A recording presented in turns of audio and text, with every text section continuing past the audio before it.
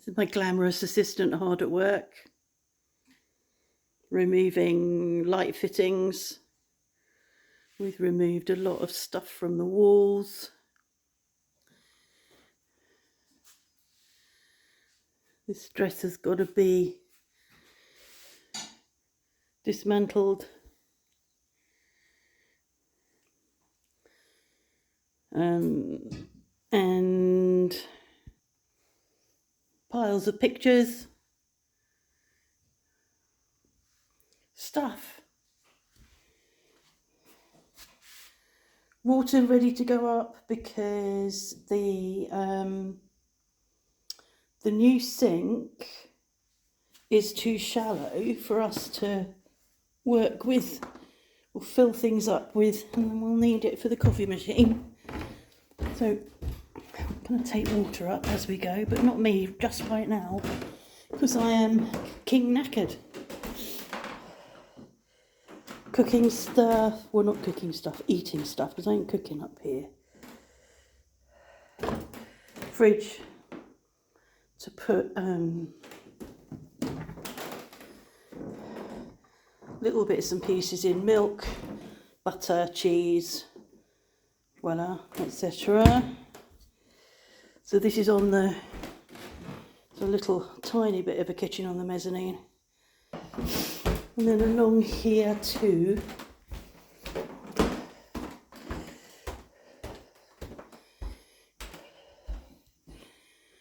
quick visit to the bathroom.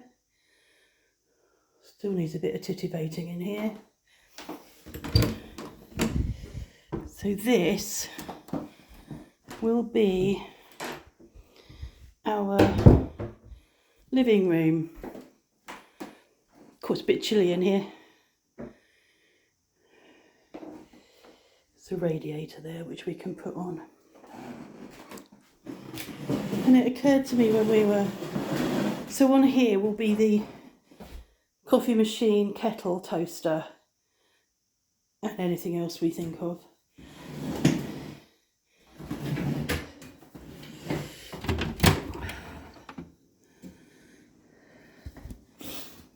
Nice view down the valley. This was our view when we first lived here. We slept in this room. So this bed had its head on that wall and faced down through this window. And we would sit in bed with a cup of tea and put the worlds to rights. And then I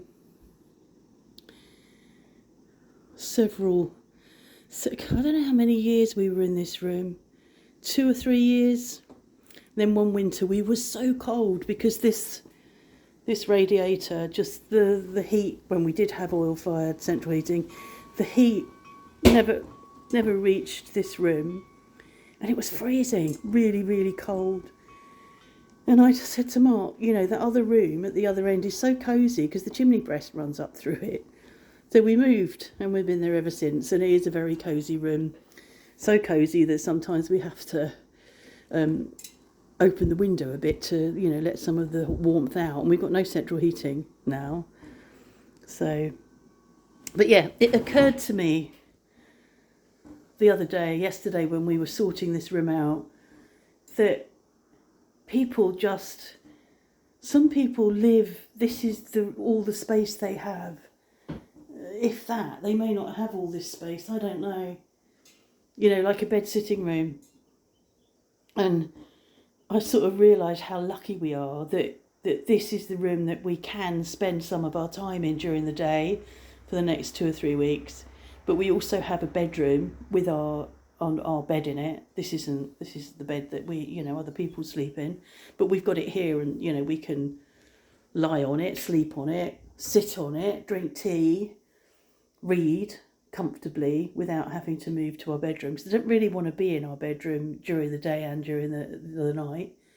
But we're really lucky. And some people, this is all they have. And some people, you know, with kids, they've got 2 children, you know, going into what's it called, B&B accommodation. You know, if they've lost their housing, and they just get, you know, mum and two kids, or refuge, mum and two kids, three kids in a space like this. And I really, really appreciate how lucky we are to have the space to move upstairs. We've got a bathroom next door, nice bathroom, this room for living in, and our bedroom for sleeping in. So plenty of space. It's just for me, that what's tiring is the upheaval, the whole clearing everything downstairs, and it's upheaval and disruption that is going to be difficult. I think the actual living like this is not so bad.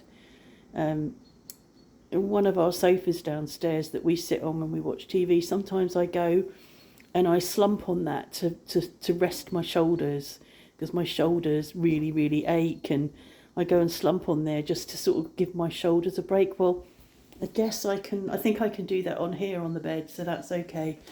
Because the chairs that we've got up here are our outdoor chairs that are a bit hard. I need to make sure that's locked. Yeah, they're a bit, you know, they're not desperately comfortable, but they're okay for sitting in when one needs to sit. Like now, I am knackered. I've been up since 6:30. It's now 10 o'clock. And I didn't sleep very well, and I have started preparing. I'm going to do special fried rice for dinner with pork that I had left over. So I'm trying to Chineseify the pork.